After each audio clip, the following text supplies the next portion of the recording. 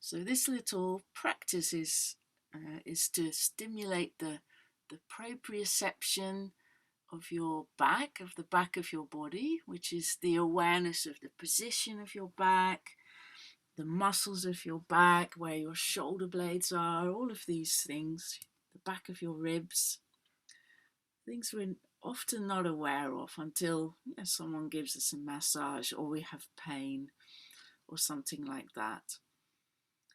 And it stimulates the neural pathway, so it's a bit like remapping our body with our brain, remembering, I have a back. I don't notice it very often. And it can be part of a general disembodiment as well that we all get into, I think, just by being absorbed in our thoughts, absorbed in our screens, thinking about the past, planning the future. It's very easy to forget about the back of the body, to not notice it. So anytime we lie on the floor or settle back on a chair is an opportunity to remember. The word mindfulness in the old Buddhist language means to recollect, to remember. And so this is quite a simple concept. By noticing the sensations in the back of the body, we also remember we have a body and a back.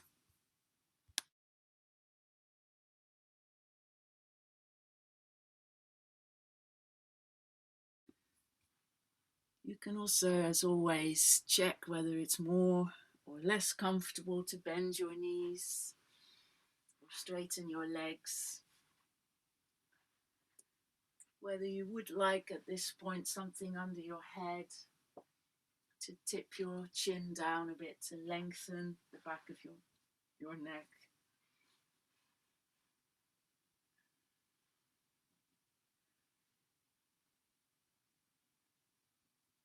And as well as increasing our awareness, stimulating proprioception in the back,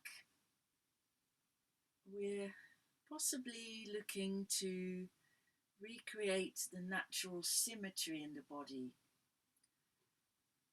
As many of you are aware from doing other practices with me, I talk about this quite a lot. The patterns that we've adopted through our lifetime, as well as injuries causing changes, may have created an asymmetry in the body. And after injury, we might have been holding our arm in a particular position because we've broken a bone in our arm or our hand or our shoulder. And that we've been holding that to avoid pain, to avoid bumping it into things for the few weeks that it takes for the bone to heal, for example. That will have changed the position of our shoulder blade. It may have changed how we're breathing into our lung on that side.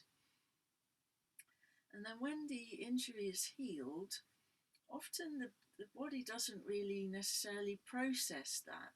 It might stay in that protective mode to some extent. Even if we do physio, it might not completely release it. So the work we're doing today, the kind of work we're doing today, might help the body to actually realize, oh, okay, I can let go, I can relax there. So sometimes very old held patterns can be released. So noticing the symmetry or asymmetry in the different parts of your back as you rest on the ground. And we can also use our out breath, focus on the out breath to let go of the patterns of today. You've been sitting at a desk for a while or doing a work or activity that mainly involved your dominant hand, so maybe that shoulder is a bit higher up or forward.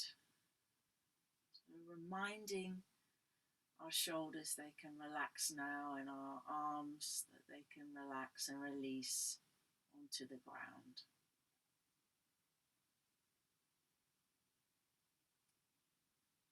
Reminding the pelvis that it can be heavy. Reminding the head that it can rest down.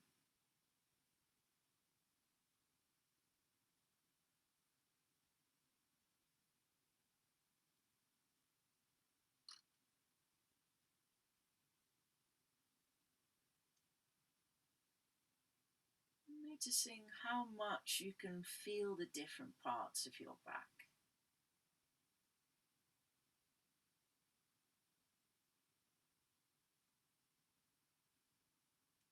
Maybe where you're directly bearing your weight, like your sacrum or your shoulder blades, are the clearest in your perception. And other areas are a bit less obvious, noticeable.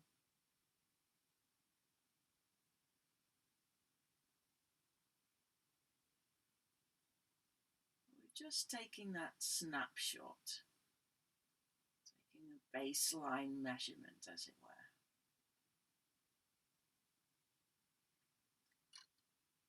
And then rolling your arms forwards and back a few times on the ground, noticing how your arm muscles feel.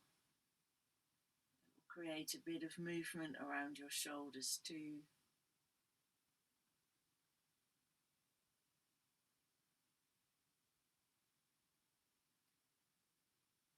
And letting your arms rest, and let your head roll from side to side a couple of times, noticing how your neck is.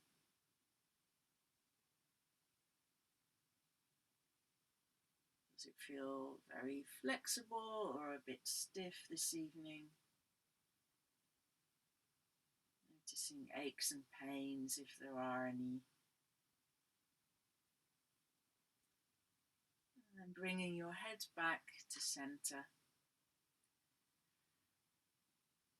And then taking hold of something to put underneath your upper back. So you could use your lower back.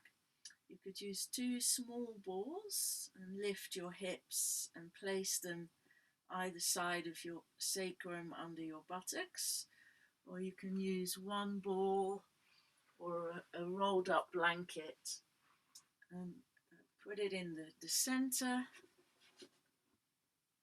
to elevate your pelvis and your hips. So I'm going to start at the base of the spine, and if you're using something round like a ball, you need a little bit of time to settle. You might feel quite wobbly at first. And if you're using a blanket, it's the same, but you don't have the wobbliness. We'll spend a few moments resting here, encouraging the pelvis to settle, be heavy. You can let your hands massage the front of your hips, top of your thighs, pressing down a little bit to help this area to relax.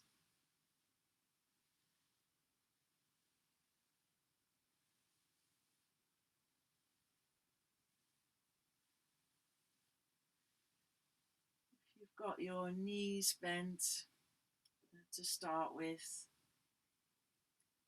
see how it is to straighten your legs,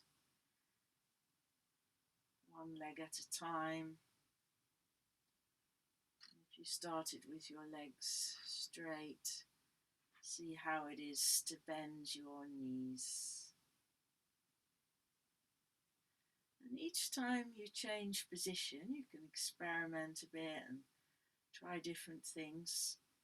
Stay there for at least a couple of breaths, focusing on your out breath and this idea of letting go of the weight of your pelvis onto whatever you're resting on.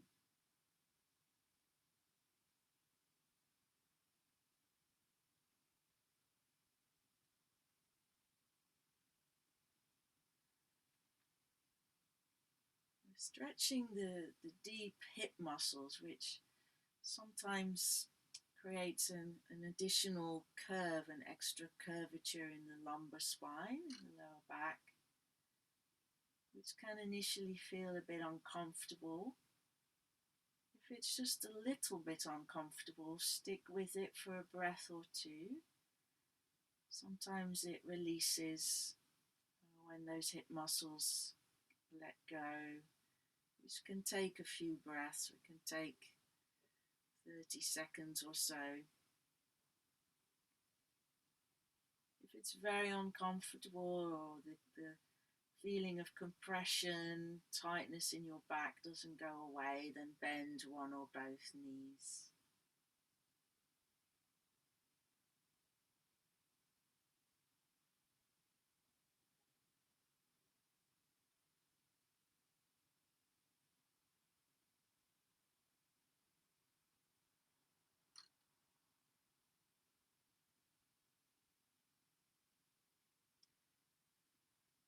And then bending the knees and letting your lower back release a bit more towards the floor. Hopefully this is comfortable.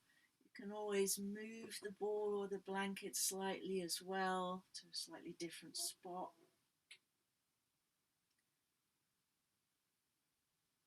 And then take a tiny movement of your knees from side to side, really very small.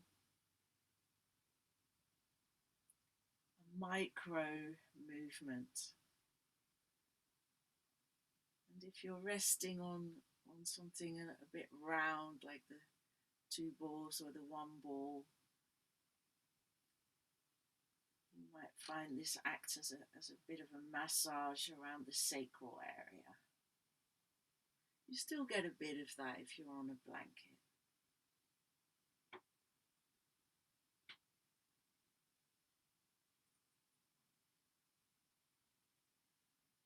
And as you take your knees from side to side a tiny bit, you can also roll your head. You can use your arms to stabilize, letting your arms be heavy on the floor.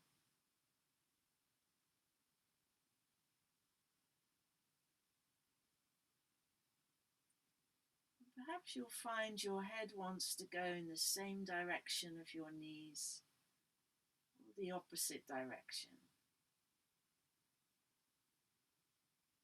Try both.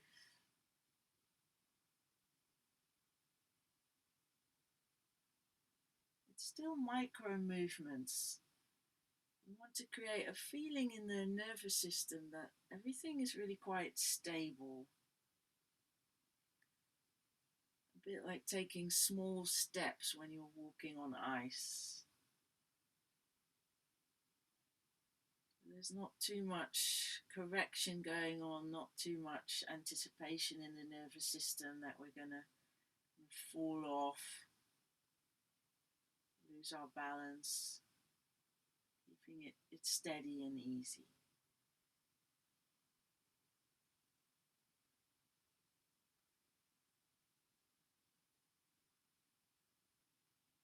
And then bringing the knees back to the center.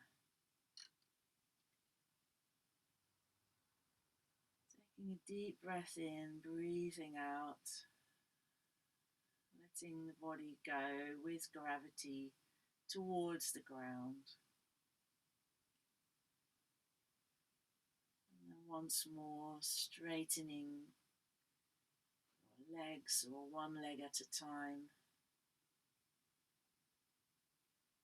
Exhaling, letting go, feeling where this is stretching. Is it comfortable enough? Otherwise, bend one knee again or both knees.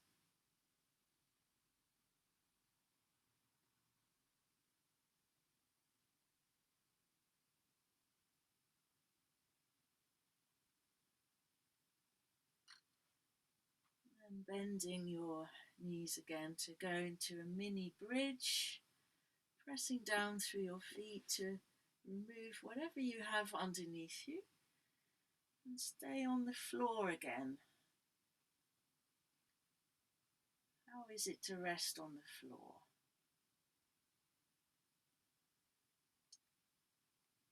How is that sensation different now between your lower back and the floor?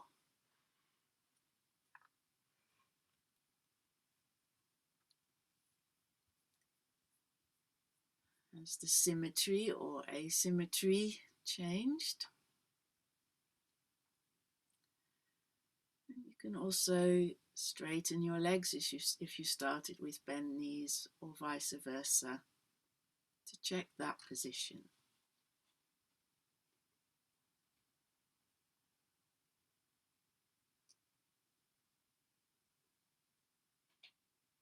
And spreading your arms on the floor if they're not already. Roll your arms again. Notice how your shoulders and your arms are. Has anything changed?